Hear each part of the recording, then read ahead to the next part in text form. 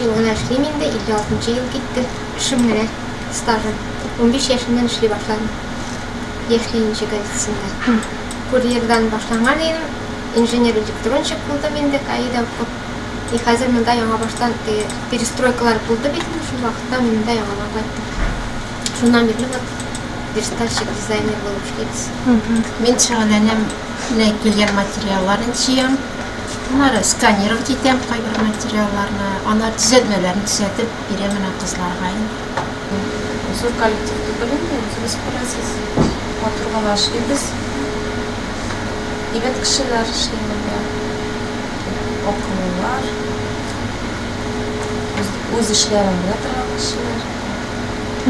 Мин күбрәк хәрби темаларны яктыртырга тырышам инде. Менә безнең язмалар башка язмаларны кабатламаска тиеш, яңалык алып килергә тиеш. Шуңа омтылабыз. Безнең үзебезнең редакторыбыз теге уенчы тренер кебек. Гадәттә бит инде күп баш мөхәррирләр булмый саклап утыралар. Ул гел очрашуларга чаба. Менә шул үрнәктә безнең хезмәткәрләр дә инде яңалык табырга, аның укучыларга тәкъдим итәргә, язма кызыклы булсын дип, менә үзебезчә тырышабыз инде. Үзгәрәме дип, үзгәреш кичерә инде. Менә безнең Татарстан буенча элек 200 мең сугышчы хәбәрсез югалган дип йөртелгән. Хәзер менә аларның кайда хәрәк булганнары ачыклана. Баксаң, менә моның үзенә күрә бер сыры булган икән. Хәбәрсез югалган дигәч, аларның туганнарына пенсия түләнмәгән. Әгәр инде хәрәк булган урыны төгәл билгеле булган булса, ул чакта аларга югарырак пенсия тиеш булган. Менә хөкүмәт шушыны үзенчә хәйләләп кысып калган. Илгизәр Зәкиев җавап сәркәтип газетада. Безнең минем вазифага керә соннарны планлаштыру һәм соннарда һәр номердагы материалны урнаштыру. Мен исемем Нәзирә, фамилиям Рахматуллина. Мен газетада корреспондент булып эшлим инде. Мәдәният, мәгариф, фән һәм дини темаларны алып барам. Мәкаләләр язам, темаларга, вакыйгаларга йөрим. Дин өлкәсендә инде менә иң актуаль тема булып тора инде терроризмга каршы көрәш. Шул турыда күп язарга туры килә инде.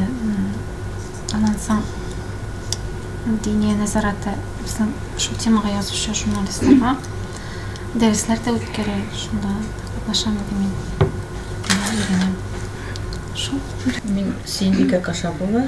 Шушы бу газетта инде 22 елын эшлим, ачылган көннән алып. Эшемне бик яратып башкарам.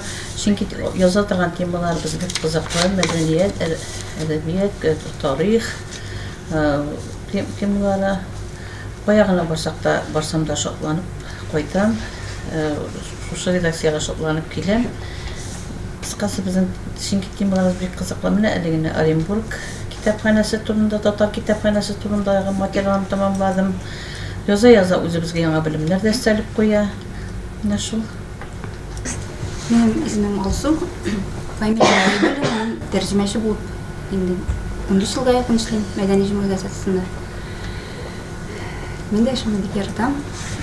Анда үземнең сәхифәләрем бар, менә шулар буя. Аның өчен бик күп хәзер интернет булга җиңелрәк инде. Бик күп башка матбугат чарларын карап, иң кызыклыларын эзләп, үзебезгә тәрҗемә итеп бирәбез. Үзебезнең дайджест кебек бара. Айга кырын карамаганда менә как раз алтында киңәшләр. Бик кызыклы башка интернетта булган башка материалларны тәрҗемә итеп, үзебезгә яраклаштырып бирә тырышабыз. Кеше аңламый торганракларын хәзер бик каты кулланмаска тырышабыз инде. Шун татар сүзләре икән калсыннар, ләкин менә теге гарәптән кергән кайбер алынмалар бер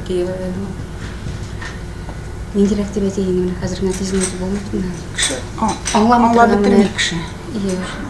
Күп аңламый торганнар.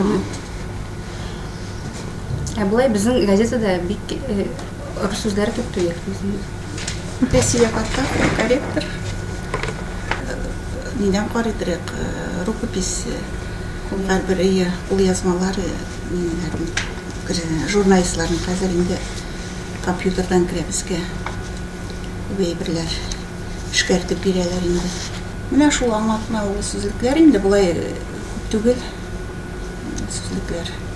Шул әле алсу иткәнчә анда бик күп аңлашылмаган сүзләр бар, менә шуларны чыгарсалар, конечно, бит булыр иде. Сүзләрне безгә дә җиңелрәк булыр иде. Фәрида Хамидҗанова була, офис менеджер. Мин үземне бик бәхетле дип саныйм. Гомерем буе яраткан эшемдә эшләдем, 17 яшымда килгән идем. Менә хәзер инде 37 ел татар матбугатында эшлим. Бик биек кешеләр белән эшләдем, Шәмси Хаматовлар белән эшләдем заманында. Беренче редакторыбыз Зинур Мансуров 20 ел шушы мәдәни җомганы йөкләде. Хәзер инде үзенчәлекле шәхес Бахыт Шәйхович килде безгә. Үземне редакторның уң колы дип саныйм. Минем эшкә инде документацияны алып бару, организацион мәсьәләләр һәм авторлар белән эшләү, кабул итү кешеләрне.